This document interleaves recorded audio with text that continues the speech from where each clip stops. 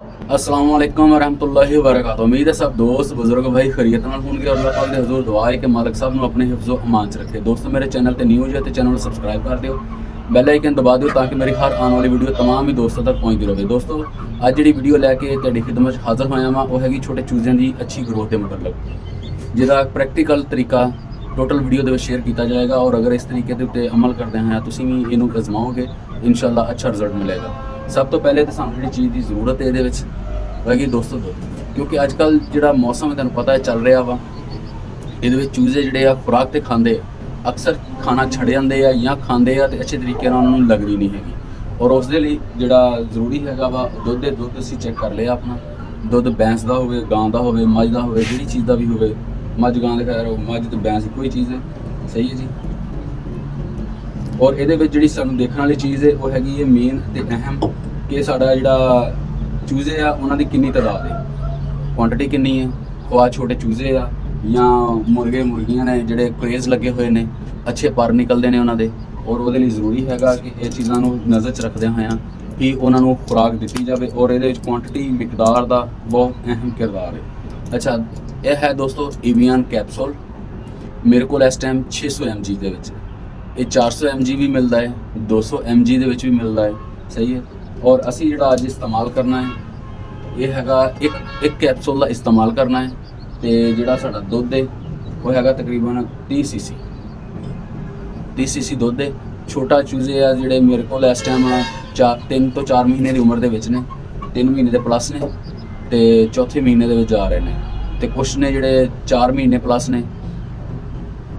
ਇਹਨਾਂ ਦੇ ਵਿੱਚ ਮੈਂ ਇੱਕ ਕੈਪਸੂਲ ਦਾ ਇਸਤੇਮਾਲ ਕਰਾਂਗਾ, ਮੁਰਗਾ ਵੀ ਮੇਰਾ ਕਰੇਜ਼ ਪਿਆ ਹੋਇਆ ਵਾ, ਉਹਨੂੰ ਵੀ ਦਿਆਂਗਾ, ਅੱਛੇ ਪਰ ਨਿਕਲਦੇ ਨੇ ਔਰ ਅੱਛੀ ਗਰੋਥ ਦਾ ਬਾਇਸ ਬਣਦਾ ਹੈ। ਕਿਉਂਕਿ ਜਿਸ ਲਈ ਇਹ ਅੱਛਾ, ਇਹਦੇ 'ਚ ਇੱਕ ਚੀਜ਼ ਦੋਸਤੋ ਮੈਂ ਤੁਹਾਨੂੰ ਦੱਸਣਾ ਭੁੱਲ ਗਿਆ ਸ਼ੁਰੂ ਦੇ ਵਿੱਚ ਕਿ ਦੁੱਧ ਦਾ ਜਿਹੜਾ ਵਾ ਸਾਡਾ ਉਹ ਨੀਮ ਗਰਮ ਹੋਣਾ ਜ਼ਰੂਰੀ ਹੈ, ਇੰਨਾ ਨਹੀਂ ਕਿ ਉਹ ਜਲਾਵੇ ਹੱਥ ਨੂੰ ਜਾਂ ਪਰਿੰਦੇ ਦਾ ਮੂੰਹ ਜਲਾ ਦੇਵੇ, ਇਤਨੀ ਮਿਕਦਾਰ ਨਹੀਂ, ਲੇਕਿਨ ਇਹ ਹੈ ਕਿ ਥੋੜ੍ਹਾ ਜਿਹਾ ਗਰਮ ਹੋਣਾ ਚਾਹੀਦਾ ਕਿਉਂਕਿ ਕੈਪਸੂਲ ਜਿਹੜਾ ਵਾ ਇਹ ਲਿਕਵਿਡ ਹੁੰਦਾ ਵਾ ਔਰ ਥੋੜਾ ਜਿਹਾ ਹੈਵੀ ਹੁੰਦਾ। ਹੈਵੀ ਤੋਂ ਮੁਰਾਦ ਇਹ ਕਿ ਛੇਤੀ ਹੱਲ ਨਹੀਂ ਹੁੰਦਾ। ਅਗਰ ਗਰਮ ਹੋਏਗਾ ਤੇ ਉਹ ਅੱਛੇ ਤਰੀਕੇ ਨਾਲ ਦੁੱਧ ਨੀਮ ਗਰਮ ਜਿਹਾ ਹੋਏਗਾ, ਕੋਸਾ ਜਿਹਾ, ਤੇ ਉਹ ਅੱਛੇ ਤਰੀਕੇ ਨਾਲ ਵਿੱਚ ਹੱਲ ਹੋ ਜਾਏਗਾ, ਸਹੀ ਹੈ। ਇਹ ਚਿਕਨਾਹਟ ਸ਼ਾਇਦ ਉੱਤੇ ਨਜ਼ਰ ਆ ਰਹੀ ਹੋਏਗੀ, ਕੈਮਰੇ ਵਿੱਚ ਨਹੀਂ ਆ ਰਹੀ ਤਾਂ ਵੀ ਕੋਈ ਗੱਲ ਨਹੀਂ, ਦੋਸਤ ਜਿਹੜੇ ਇਸਤੇਮਾਲ ਕਰਨਗੇ ਉਹਨਾਂ ਨੂੰ ਖੁਦ ਪ੍ਰੈਕਟੀਕਲੀ ਇਸ ਚੀਜ਼ ਦੀ ਸਮਝ ਲੱਗ ਜਾਏਗੀ ਔਰ ਇਹਦਾ ਇਸਤੇਮਾਲ ਜਿਹੜਾ ਅਸੀਂ ਕਰਨਾ ਹੈ ਉਹ ਵੀ ਤੁਹਾਨੂੰ ਦਿਖਾਉਂਦੇ ਹਾਂ ਜੀ। ਤਾਂ ਦੋਸਤੋ ਅਜ਼ਾਨਾਂ ਹੋਣ ਲੱਗ ਗਈਆਂ ਸੀ, ਇਸ ਵੇਲੇ ਥੋੜੀ ਜਿਹੀ ਬ੍ਰੇਕ ਲੈ ਲਈ।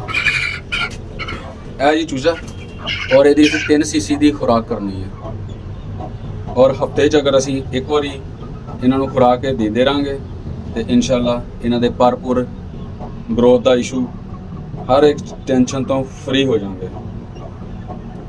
ਹੁਣ ਇਹਦਾ ਤੁਹਾਨੂੰ ਸ਼ੌਕ ਵੀ ਕਰਾਉਂਦੇ ਹਾਂ ਜੀ, ਉਸ ਤੋਂ ਬਾਅਦ ਬਾਕੀਆਂ ਨੂੰ ਦਿੰਦੇ ਹਾਂ, ਸਹੀ ਹੈ ਜੀ। ਹੁਣ ਇਸ ਦੀ ਅੱਖ ਦਾ ਸ਼ੌਕ, ਠੀਕ ਹੈ ਜੀ, ਸਹੀ ਹੈ ਜੀ।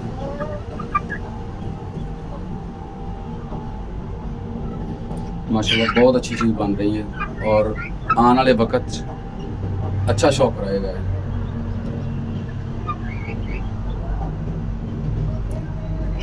जिसले चूचे नवे पर कटते होंगे ना और ਉਹਦੇ ਵਿੱਚ ਇਹਨਾਂ ਦਾ ਬਲੱਡ ਦਾ ਇਸਤੇਮਾਲ ਵੀ ਵੱਧ ਜਾਂਦਾ ਵਾ ਔਰ ਉਹਦੇ ਵਿੱਚ ਅਜ਼ਾਫੀ ਖੁਰਾਕ ਜਿਹੜੀ ਹੈ ਤਵਾਨਾਈ ਵਾਲੀਆਂ ਔਰ ਵਿਟਾਮਿਨਸ, ਇਹ ਚੀਜ਼ਾਂ ਬਹੁਤ ਅਹਿਮ ਹੋਣ ਵਾਲੀ ਹੈਗੀ ਜੀ ਸਾਡੇ ਮੁਫਾਸੇ ਦੀ। ਮੁਫਾਸੇ ਨੂੰ ਅਸੀਂ 5 cc ਤੋਂ ਜ਼ਿਆਦਾ ਦੇਵਾਂਗੇ, ਇਹਨੂੰ 10 cc ਦਿਆਂਗਾ ਮੈਂ। 5 cc ਦੀ ਸਿਰਿੰਜ ਹੈ ਮੇਰੇ ਕੋਲ ਔਰ ਇਸ ਨੂੰ ਮੈਂ 10 cc ਦਿਆਂਗਾ। ਇਹਦਾ ਵੀ ਦੋਸਤਾਂ ਦੇ ਨਾਲ ਸ਼ੌਕ ਕਰਾਉਂਦੇ ਹਾਂ, ਇਨਸ਼ਾਅੱਲਾ ਪਰਿੰਦਾ ਇਹ ਵੀ ਪਸੰਦ ਆਏਗਾ। ਇਹ ਝਾੜੇ ਪਿਆ ਹੋਇਆ ਜੀ,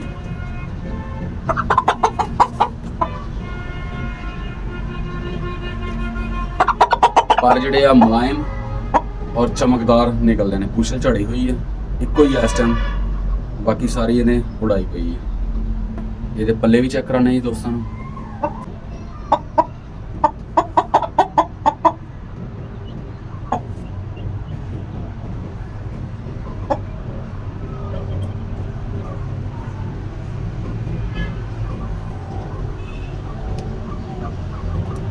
देख के दसना ज़रूर कि कैसा परिंदा लगा। अगली खुराक इसी तरह बिला तरतीब अगले पट्ठे ਲਈ है, इनू भी 10 सीसी खुराक दे दी।